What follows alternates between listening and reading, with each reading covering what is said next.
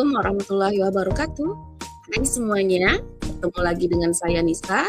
Pada video kali ini kita masih belajar tentang bagaimana cara menganalisis data menggunakan SPSS. Nah, pada kali ini kita akan menganalisis data dengan menggunakan tes ANCOVA dan Endgame. Nah, mari kita belajar bersama.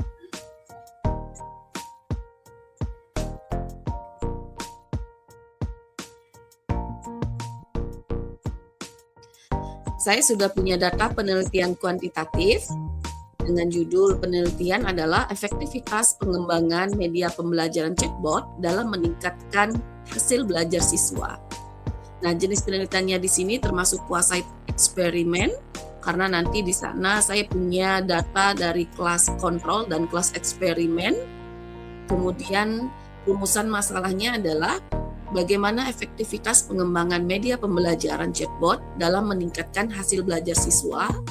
Nah, hipotesisnya, untuk hipotesis awal, pengembangan media pembelajaran chatbot tidak efektif dalam meningkatkan hasil belajar siswa. Dan untuk hipotesis alternatifnya, pengembangan media pembelajaran chatbot efektif dalam meningkatkan hasil belajar siswa. Nah, analisa datanya kita akan menggunakan ANCOVA dan Endgame. Nah, di sini ANCOVA kita akan melihat efektivitas penggunaan pengembangan media pembelajaran ini signifikan atau tidak dalam meningkatkan hasil belajar. Nah, Endgame-nya nanti berfungsi untuk melihat seberapa besar tingkat keefektivitasan dalam meningkatkan hasil belajar siswa. Nah, oke, kita langsung masuk saja ke aplikasi SPSS. Langkah awal, kita masukkan dulu datanya ke dalam SPSS. Kita klik file, open, kemudian data. Nah, untuk file tipenya kita ubah ke all files. Kemudian kita masukkan data pretest dan posttest. Kemudian klik open.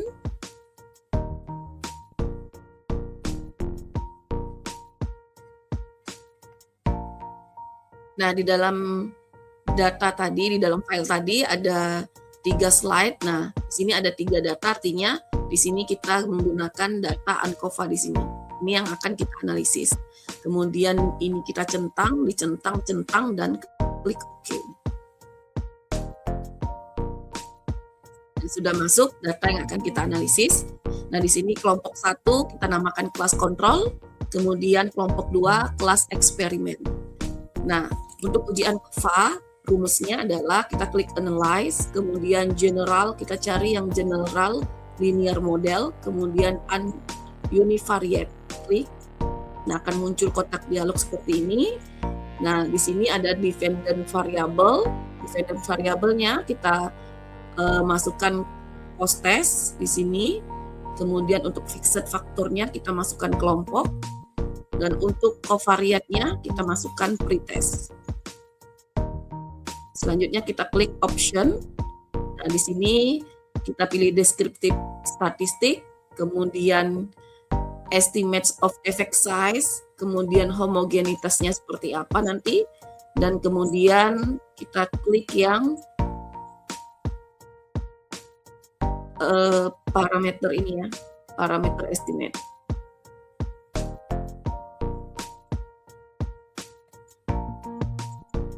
Continue, klik OK. Nah, di sini sudah muncul outputnya dari SPSS. Nah, bagaimana cara menginterpretasikan data yang ada di output dari uji ANCOVA ini? Nah, yang pertama kita lihat dari test of between subject effect-nya. Jadi di sini saya sudah punya catatan bagaimana cara menginterpretasinya supaya lebih mudah kita untuk menginterpretasikan. Jadi ini kita kopikan terlebih dahulu.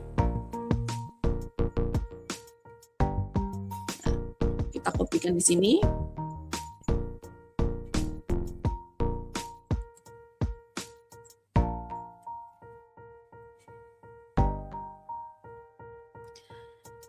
Nah, sebelumnya dasar pengambilan keputusan ANCOVA ini adalah jika nilai signifikannya kurang dari 0,05, maka hipotesis diterima.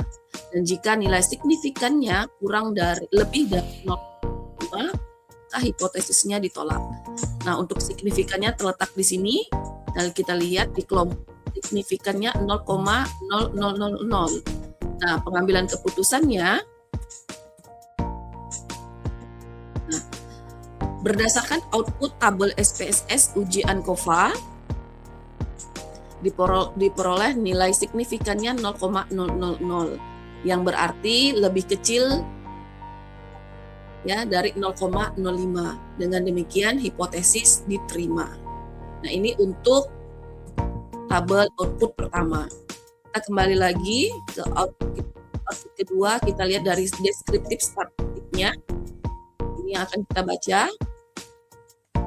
Nah, untuk deskriptif statistik di sini, nah kita lihat di sini ada kelompok pertama tadi kelas kontrol, kelompok kedua kelas eksperimen, MEA-nya 72,48 untuk kelompok pertama, kemudian untuk kelompok kedua MEA-nya 90,84 dengan standar deviasi 5,003 untuk kelompok pertama dan 5,564 untuk kelompok kedua. Dengan jumlah keseluruhan sampel 50. Nah, cara membacanya adalah berdasarkan hasil analisis deskriptif diperoleh nilai adjustment hasil belajar pada kelas kontrol sebesar nih ya. Kelas kontrolnya 72,48 dan kelas eksperimennya sebesar 90,84. Nah, dengan demikian dapat disimpulkan bahwa pengembangan media pembelajaran chatbot efektif secara signifikan terhadap peningkatan hasil belajar. Nah, untuk mengukur seberapa besar tingkat keefektifannya, kita gunakan N-gain score. Oke, kita lanjut ke SPSS lagi, kita akan menghitung N-gain score. Nah, sebelumnya kita ketahui rumus dari N-gain score ini adalah, kita perhatikan di sini, N-gain score rumusnya skor post-test dikurang skor pre-test, dibagi skor ideal dikurang skor pre-test. Nah, nanti kita akan membuat variabel pertama itu skor post-test dikurang skor pre-test terlebih dahulu. Kemudian kita buat variabel kedua yaitu skor ideal dikurang skor pre-test. Kemudian baru kita hitung N-gain-nya, N-gain score-nya. Oke, kita masuk ke SPSS. Nah, langkah pertama tadi kita akan membuat variabel pertama. Kita klik transform, convert variable. Sesuai ini namanya, kita beri nama supaya tidak lupa, post-test dikurang pre-test. Di numeric expression-nya sesuai dengan nama, post-test dikurang pre-test. Oke. Nah, di sini sudah ada variabel post-test dikurang pre-test. Selanjutnya kita akan buat variabel kedua. Langkah yang sama, klik transform, compute variable. Nah, ini kita reset saja. Kemudian kita akan membuat variabel skor ideal kurang pretest. Oke. Di numeric expression-nya sesuai dengan nama.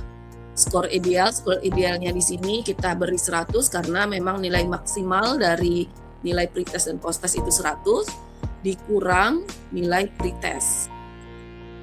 Kita klik OK. Nah, variabel kedua sudah kita buat, skor ideal dikurang pretest. Selanjutnya kita akan menghitung N-gain score. Nah, caranya sama, transform, compute variable, kita reset, kita beri nama N-gain.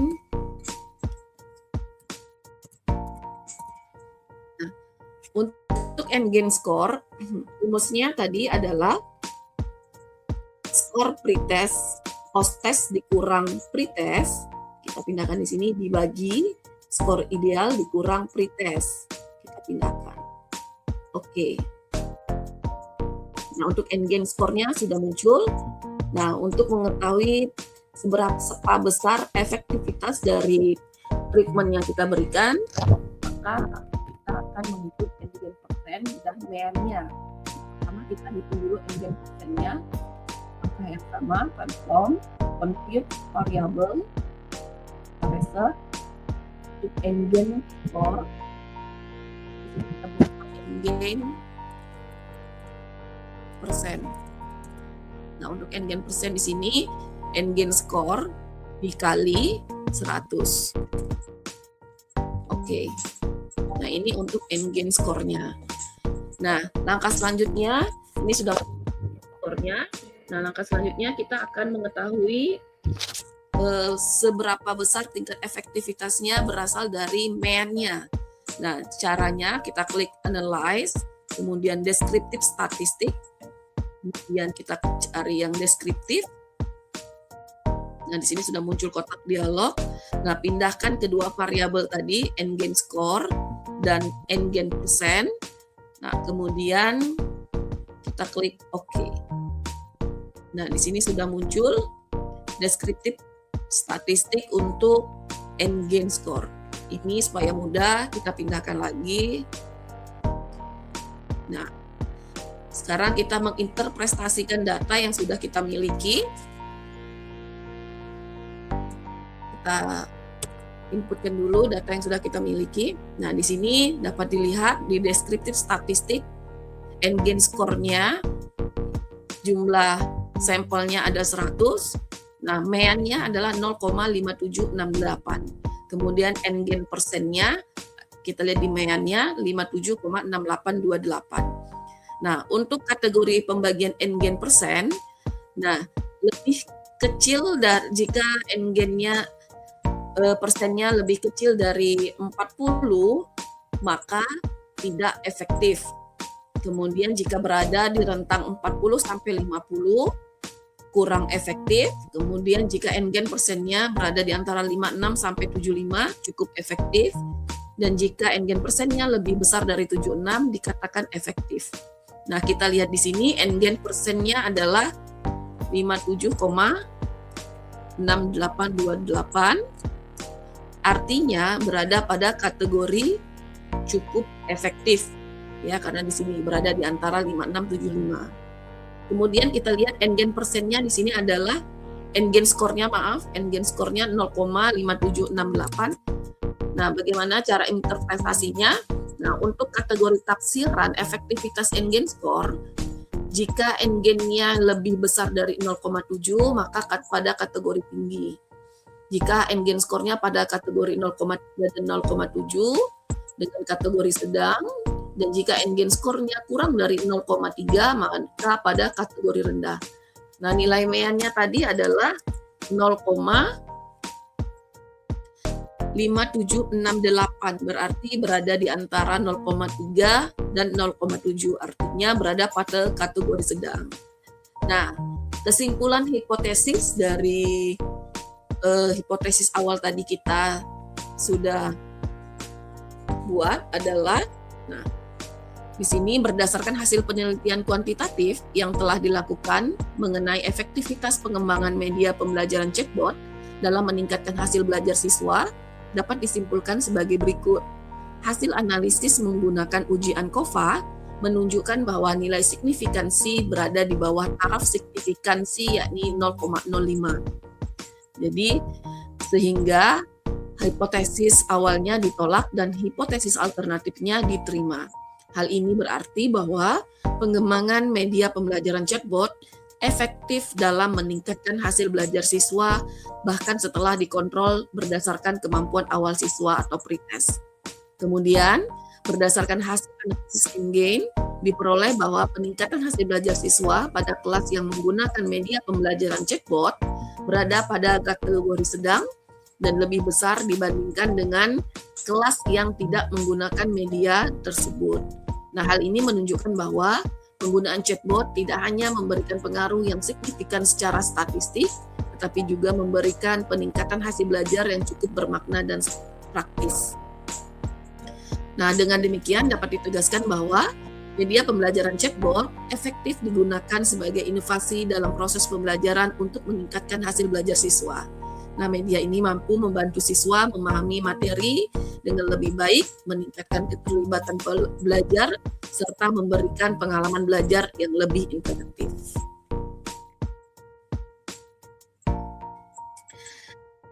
Nah, itu saja Bagaimana cara menganalisis data menggunakan ANCOVA dan Ngen melalui SPSS.